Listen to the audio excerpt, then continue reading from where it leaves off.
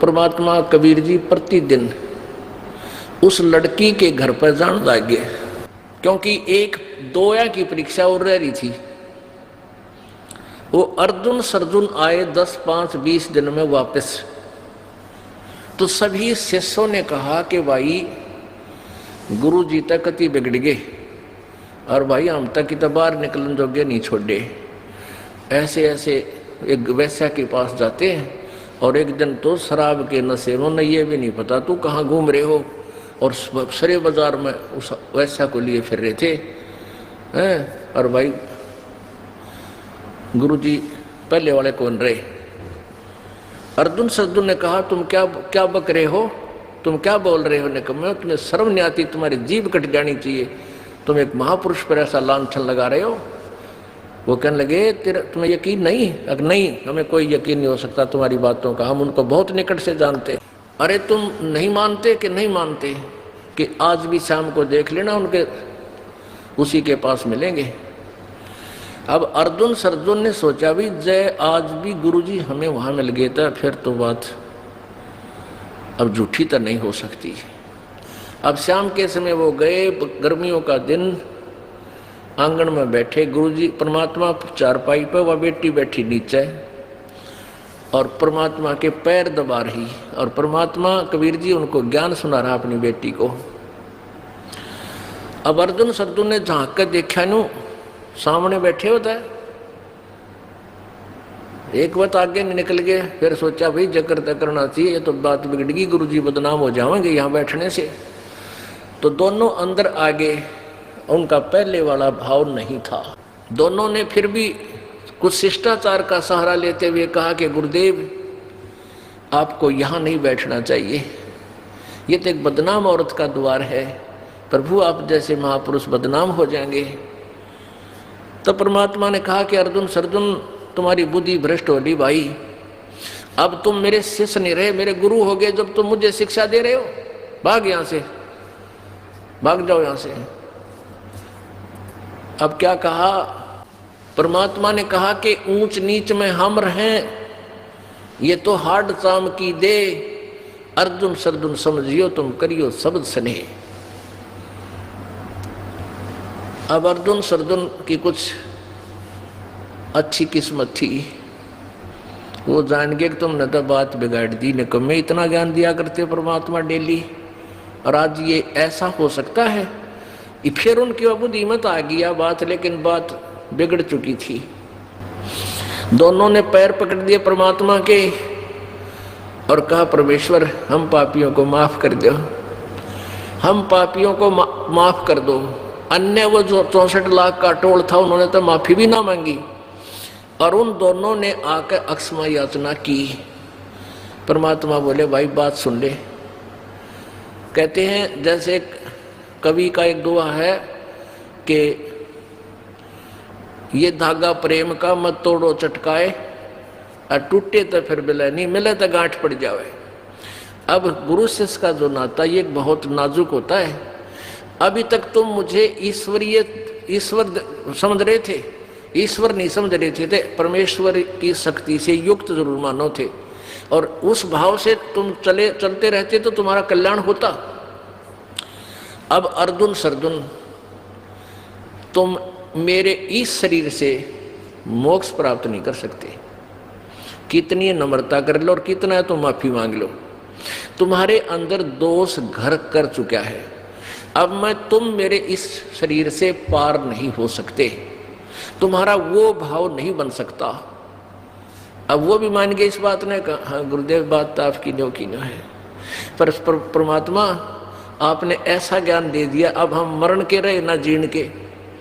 हे परमात्मा जब दूसरा जन्म हो गया हम पापियों का, आप ही रोज बताते हो ना जाने कहाँ पटकेगा ये काल, ना जाने किसी लोक में पहुंचा दे, ऊपर देवता अपने अंडे जा धक्के खानते फिर अपने मलाई खत्म करके फिर आ जाए। हे परमात्मा हम दूसरा जन्म नहीं चाहते। खूब बुरी तरह रोने लगे, यानी उन्हें हृदय से रोना शुरू कर दिया, और काफी देर तक आंसुओं से कपड़े भी लिए। तब परमात्मा ने कहा बेटा तुम्हें इसी शरीर में पार करूंगा, पर मैं फिर कोई और लीला करूंगा। कहने लगा प्रभु कितना समय लगेगा? कि समय लगेगा अभी सैकड़ों वर्ष और लगेंगे। हे परमात्मा, क्या हम उस समय तक जीवित रह सकते हैं? परमात्मा बोले ये तुम्हारा काम नहीं, ये हमारा काम है। और उनको कहा कि मैं इस दिल्ली से 30 मील की पश्चिम की ओर, 30 मील पश्चिम की ओर किसी गांव में मेरी प्यारी आत्मा आवेगी और उसको मैं जाकर के मिलूंगा, उसको उपदेश का आदेश दूंगा। आप उससे उपदेश लेकर तुम फिर अपना कल्याण करा सकोगे इसी जीवन में। अपने आत्माओं सन 1518 में परमात्मा सह शरीर चले गए थे। सन 1727 में, सन 1727 में परमात्मा कबीर जी अपनी प्यारी आत्मा गरीबदास साहिब जी को छुड़ानी गांव जिला झज्जर हरियाणा में आकर मिले थे और उनको सतलोक की पूरी परिभाषा ऊपर दिखाई थी, समझाई थी और फिर उस आत्मा को गरीबदास साहिब जी की आत्मा को वापस छोड़ा था। तो उस समय वो ये अंदाजा लाकर परमात्मा के वहाँ जाने के बाद, उस समय उनकी आयु ज़्यादा नहीं थी, 20-22 वर्ष की होगी। और पहले 200-300 वर्ष तो आम आदमी जी जा करते, परमात्मा की आशीर्वाद से जीवित रह जा 1000 वर्ष। आज से 2500-3000 वर्ष पहले आप इतिहास देख लो इनका, मुसलमान ईसाई धर्म वालों का, मुसलमान धर्म वालों का। उसमें क्या था कि ये बाबा आदम 900 वर्ष तक जीवित रहा, उसका फिर पुत्र था वो 700 वर्ष तक जीवित रहा, आगे फिर आकर के और नीचे वाले 500, 400, 200 वर्ष तो आम जीवित रहा करते थे। अभी बहुत समय पहला दूर नहीं थे। और वो ईश्वर की आज्ञा तो भाई पता नहीं क्या हो जाए। तो उन दोनों ने सोचा भी चलो वृद्ध शरीर हो जाएगा, फिर चला नहीं जावे। तो जब वो 150 वर्ष के आसपास, 250 वर्ष के आसपास हो गए, तो दिल्ली से 30 मील अंदाजा सा लाकर एक सोनीपत से खरखोदा रोड पर एक हमायूंपुर गांव आता है, हमायूंपुर, उसमें आकर रहने लग गए दोनों। और उसमें उनका बहुत ही वृद्ध शरीर हो गया। एक भक्त था शरीफ आदमी, वो उनकी सेवा किया करता था। तो सपने में उनको जिस दिन वो परमात्मा आकर जा चुके, गरीबदास जी को आदेश देकर चले गए। उस रात्रि में स्वप्न में कबीर जी वो परमात्मा उसी रूप में उन दोनों को दर्शन दिया कि तुम वहाँ छुड़ानी गांव में जाओ, वहाँ गरीबदास नाम के एक भक्त हैं, उनको मैंने आदेश दे दिया है, तुम उनको उससे उपदेश ले लो। अब दोनों सुबह उठे, सूते, दोनों ने एक दूसरे को बताया कि गुरुजी दिखे थे और ये कह रहे थे कि छुड़ानी में हमने उस तुम्हारा प्रबंध कर दिया है। तो वहाँ आसपास पहले कन्विंस था नहीं, एक दूसरे गांव को भी नहीं जानते थे लोग। सुबह उठ कर कई व्यक्तियों से पूछा भी कोई छुड़ानी गांव है। तब उस व्यक्ति के जिसका रुके हुए थे उसने कहा महाराज जी मैं तो परिचित हूँ नहीं, पर पता करता हूँ। उसने पता किया, पता चला कि ऐसे ऐसे दुल्हेड़ा गांव के पास झज्जर के से 20 किलोमीटर 15 किलोमीटर इधर वहाँ एक छुड़ानी गांव है। तो उन दोनों अर्जुन सरजुन ने कहा कि बेटा आपने हमारी बहुत सेवा की, एक कृपा और कर दे, हमें किसी प्रकार बैलगाड़ी में बैठा के वहाँ छुड़ानी छोड़ दे। तो उन दोनों को उसने एक रेडू में बिठा, रेडू होता छोटी बैलगाड़ी, छोटा सा होता है वो, और उसमें बिठू के और वो ले गया और वहाँ छोड़ दिया। गरीबदास जी से उपदेश लिया, फिर कहा प्रभु हम तो फिर कहाँ जाएंगे, आपके चरणों में यहीं रहेंगे। तो वो दोनों वहीं रख दिए, गरीबदास जी ने अपने पास रख लिए और 6-7 महीने वो जीवित रहे और उनका वो फिर दोबारा बैटरी चार्ज होगी और उसी जन्म में उनका कल्याण परमात्मा कबीर जी ने करवा दिया। अपने आत्माओं प्रसंग चल रहा था कि हम ये सोचते हैं, जैसे प्रसंग चल रहा था कि कुछ ऐसे पुण्यकर्मी प्राणी हैं जिनके पास धन है, सुख संपत्ति है, संतान है, और वो ये उनको भी परमात्मा की चाह है। और आप जी जो पुण्य नहीं है, भक्ति सही पिछले जन्म की भक्ति कर्म है परमात्मा के साथ रहे हुए, तो आपको भी भक्ति की चाह है। ये चाह क्यों है? क्योंकि दो प्रकार से मनुष्य जीवन बताया, ध्यान से सुनो पुण्यात्माओं, ये समय बार बार नहीं मिलता, और एक शब्द भी कान्ना ते बाहर मत जान दो, घड़े जानते सुना करो, नहीं तो याने का अकेला फिर जब इधर उधर तुम्हारा दिमाग और ये घूमता रहा। बड़े ध्यान से सुनो।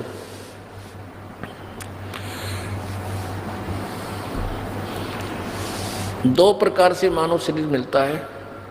एक तो टर्न वाइज, भी 84 लाख योनियों में कुत्ते गधे सुअर कीड़ी मच्छर इनके जन्म भोग कर एक मनुष्य शरीर मिलता ही मिलता है। तो वो उन प्राणियों में भक्ति की चाह नहीं होती, वो नहीं सुनते किस्से की भी, वो तो अपना बस जैसा भी कर्म है प्रारब्ध उसका करते रहते हैं। और जो पिछले जन्म से कभी किसी समय में परमात्मा के साथ रहे, उनकी बैटरी चार्ज मान कर गए थे, भक्ति उसमें भक्ति को उससे चार्ज कर गए थे, अब उनके जन्म शुरू हो गए। जैसे वो 64 लाख थे, उनमें से 10-20 गुरुद्रोही हुए थे, बाकी गुरुद्रोही नहीं हुए, वो केवल उल्टे हट गए, भक्ति छोड़ दी, कति गुरु जी के पास जाना त्याग दिया।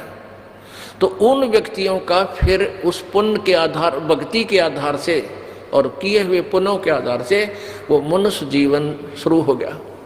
अब 600 साल अब लगभग हो गए, 500 तो हो गए होंगे।